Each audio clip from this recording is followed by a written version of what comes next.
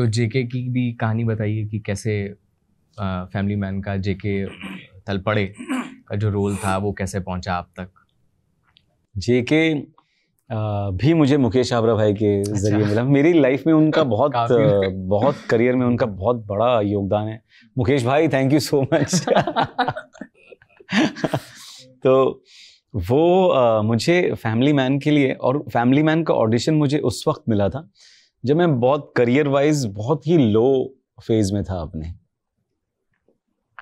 मतलब एकदम कि यार ऐसा भी टाइम था वो कि फिर से फैमिली से प्रेशर आने लगा था, रिश्तेदारों से, कि यार इसको समझाओ, अब कुछ तो मतलब कर ले, अब हो गया जितना हाथ पैर मारने थे हो गया। फिल्मिस्तान के बाद में ये हुआ है जो मेरे लिए बहुत ज़्यादा मतलब तकलीफदायक था, क्योंकि फिल्मिस्तान के पहले तो मुझे वो सक्सेस मिली नहीं थी, लेकिन फिल्मिस्तान ने जो भी थोड़ी बहुत सक्सेस उससे जो मैंने चखी थी, उसके बाद जब फिर से काम एकदम से गायब हो गया तो वो मेरे लिए और ज़्यादा शॉकिंग था। और उसके साल 2 साल 3 साल हो गए तो फिर ऑडिशंस हो रहे हैं, फिर रिजेक्ट हो रहा हूँ, तो मुझे लग रहा था कि क्या हो, मतलब लाइफ में क्या चल क्या रहा है। और उस दौरान फैमिली मैन का ऑडिशन आया और मेरे पास उस वक्त कुछ मतलब ये था कि बस और कुछ महीने और ट्राई कर लो 6-7-8 महीने ज़्यादा से ज़्यादा, उसके बाद में कुछ ऑप्शन और देखना पड़ेगा शायद। मतलब ये मुझे भी पता था क्योंकि अब फिर से पैसे ख़त्म हो रहे थे, फिर से कर्जे चढ़ने लग गए थे।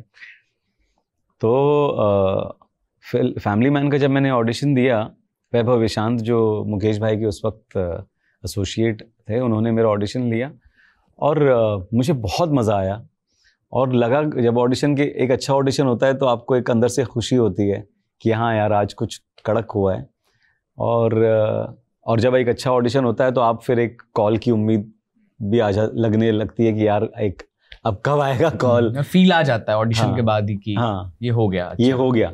लेकिन हमेशा आपको जो लगता है वो हमेशा ऐसा होता नहीं है, और कई बार आप सेलेक्ट होते हो और शॉर्टलिस्ट भी होते हो, लेकिन आखिर तक पहुंचना कुछ ना कुछ वो हो जाता है।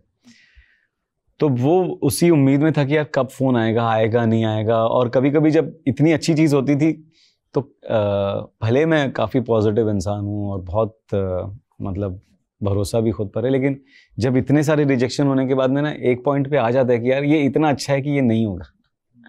कोई चीज़ जब आपके सामने इतनी बढ़िया आती है ना, मैं तो एक क्या कहते हैं उसको, एक डायरेक्टर से मिलने गया, बहुत बड़ी फिल्म थी वो, और जब मैं उनसे मिलने गया उन्होंने मुझे नरेट किया और एक बहुत प्राइमरी पार्ट उन्होंने मुझे बोला कि I want you to do this film, this part. तो मैं तो बहुत खुश हो गया।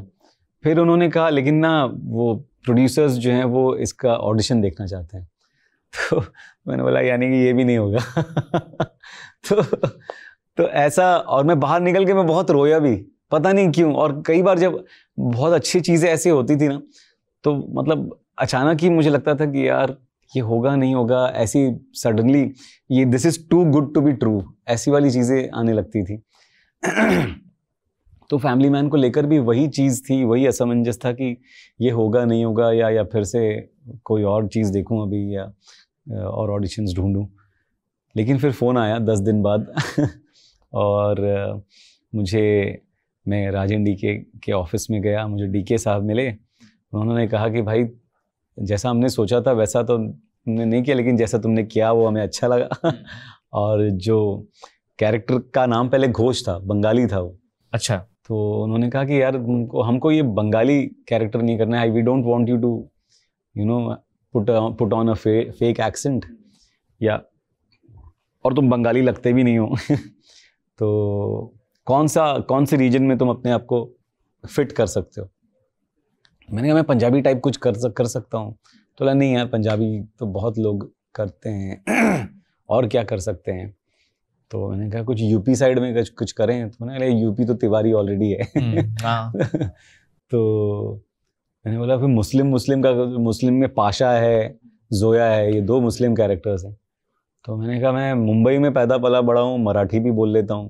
बोला हाँ। तो उन्होंने फिर उसको तो मतलब तड़पा दे किया और महाराष्ट्रन बना दिया। उन्होंने आपको मतलब ये सेट कर लिया था कि हाँ मुझे लेना है। हाँ बाकी हम आपके हिसाब से चीजें बदल लेंगे, तो बहुत हाँ हाँ, मतलब मेरे लिए तो बहुत बड़ी बात बहुत थी। बड़ी बात थी।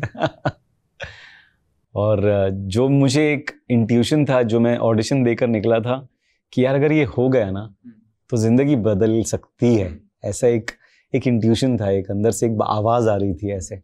और वो वाकई हुआ। जब शो रिलीज हुआ, लॉन्च हुआ, जब स्ट्रीम होना शुरू हुआ, तो धीरे धीरे प्यार बढ़ता गया। और जब सेकंड सीजन आया तो वो अलग पीक पे पहुंचा, और उसने जो बूस्ट दिया मेरे करियर को वो भी बहुत कमाल का था।